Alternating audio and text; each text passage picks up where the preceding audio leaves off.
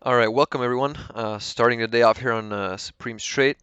As always, we have some familiar faces. It's a mid to high rank game. We have Snake, Dr. Drawn, Schizophrenic, I Will Conquer, Aru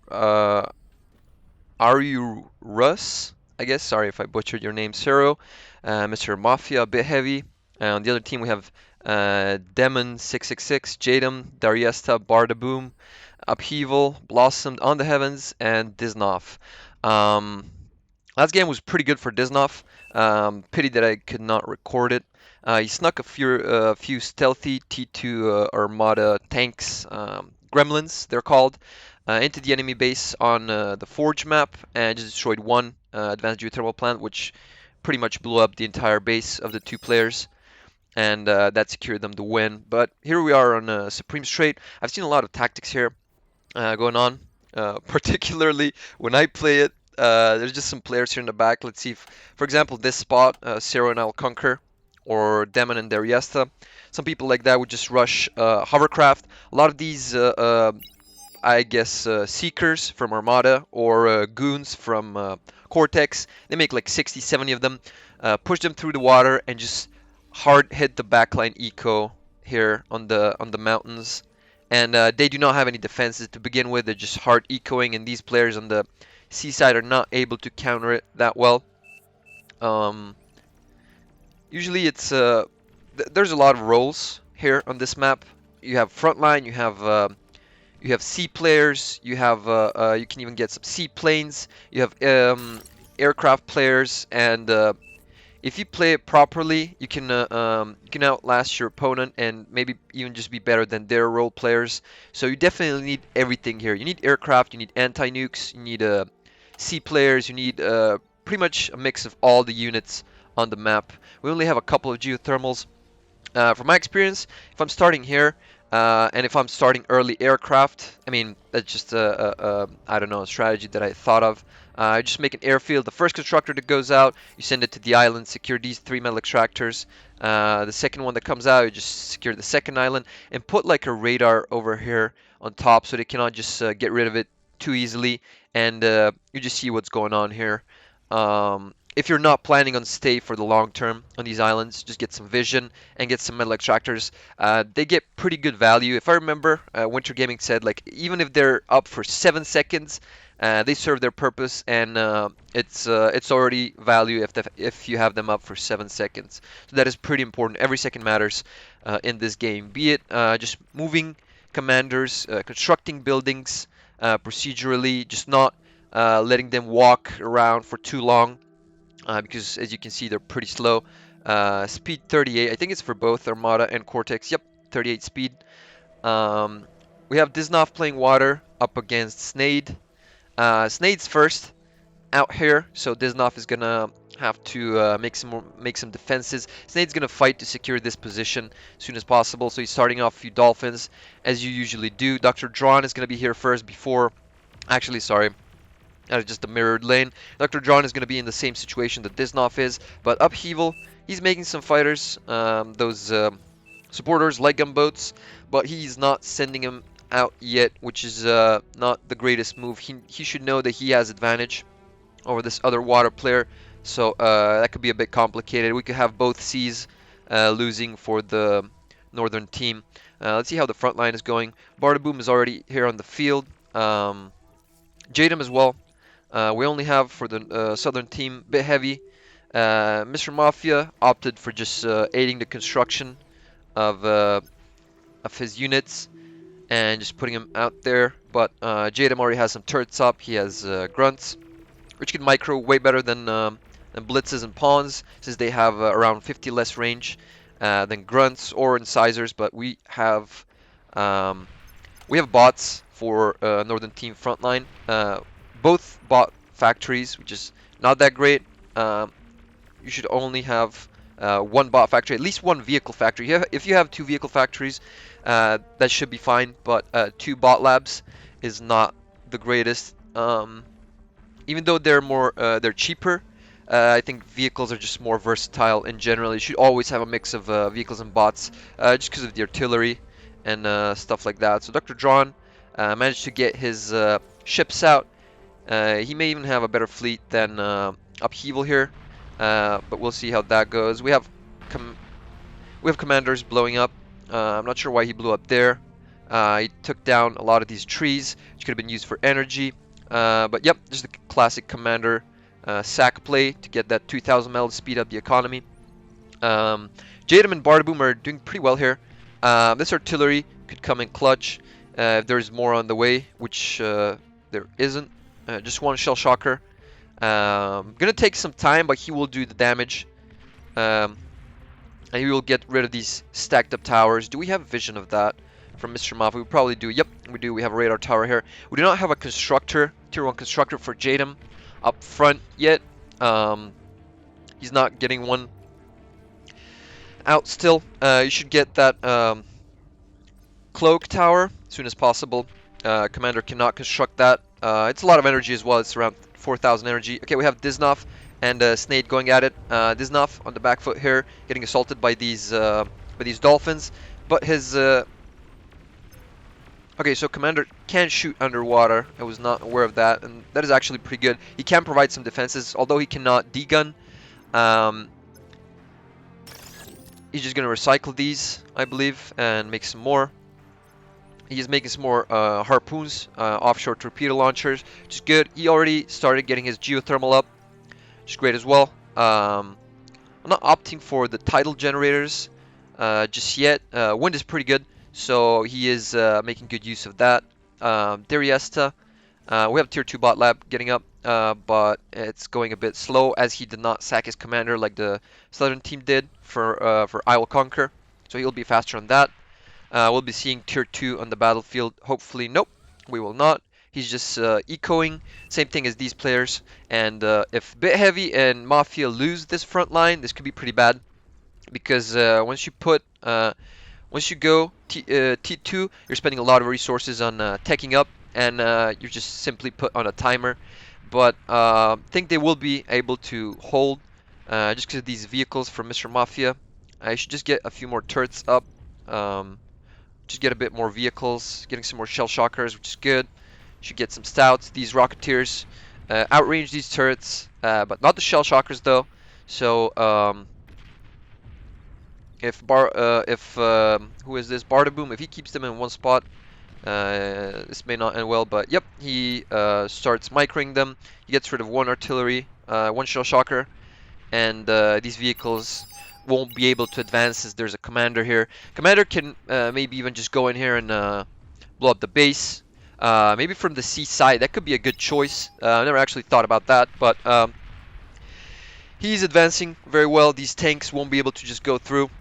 Bit heavy, pulling a bit back, so to say. And exactly, here we go. We have this tactic from Zero.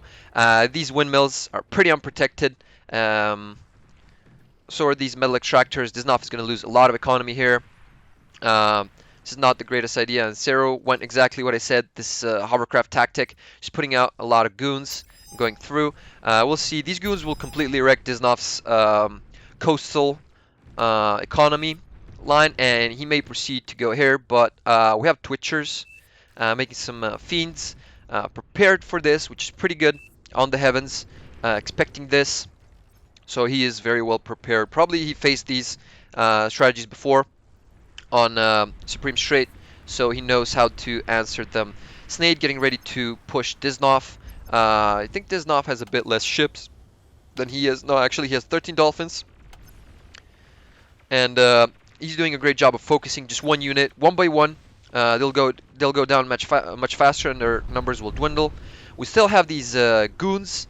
I think he anticipated the defense coming from this side, so he's just gonna try and destroy Disnof's economy and just try and completely prevent him from playing the game, which is a good choice here. Disnof is a pretty good player, improved a lot over the past couple weeks, I might say. So yeah, it is pretty important to suppress very good players, as they will have much less impact in the game. If his commander goes down here, it's going to be pretty catastrophic.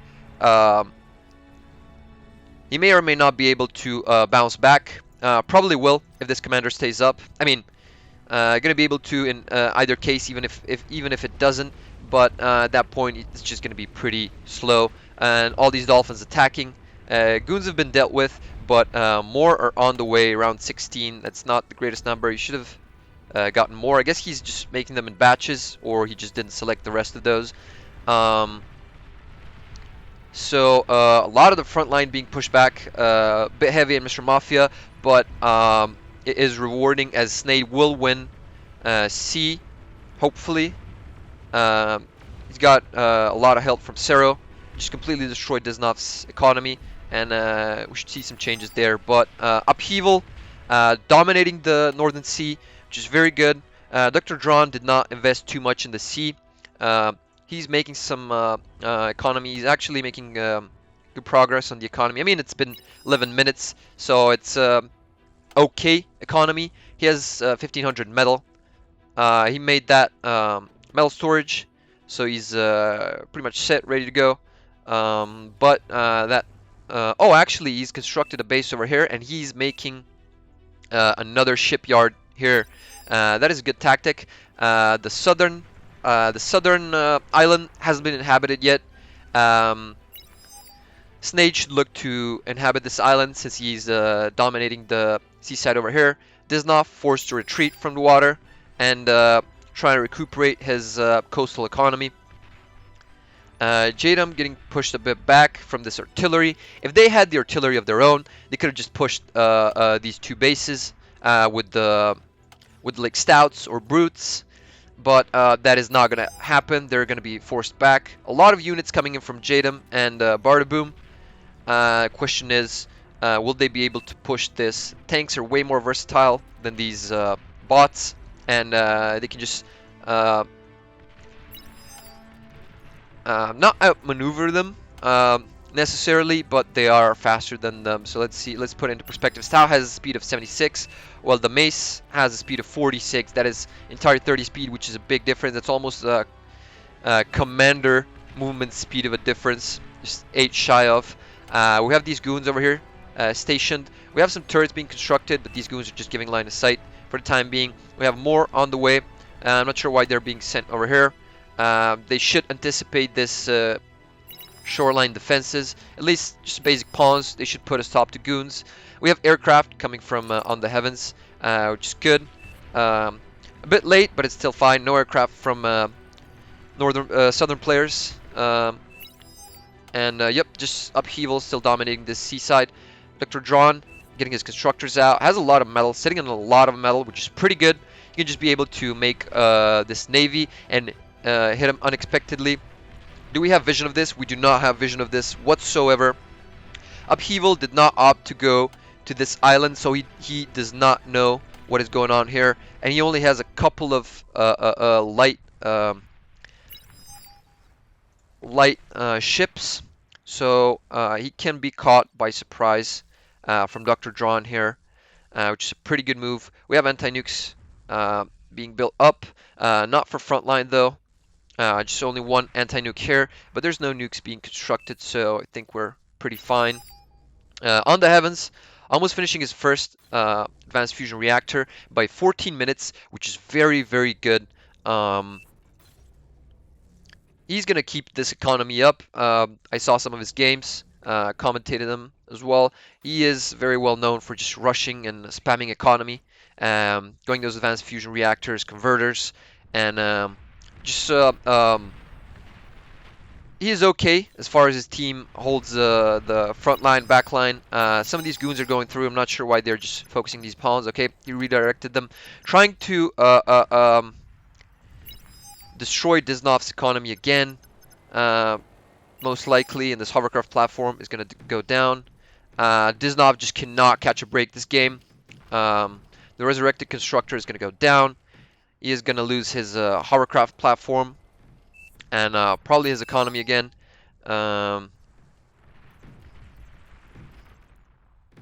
Yep, these pawns are going to go down, and the switcher should construct some more fiends.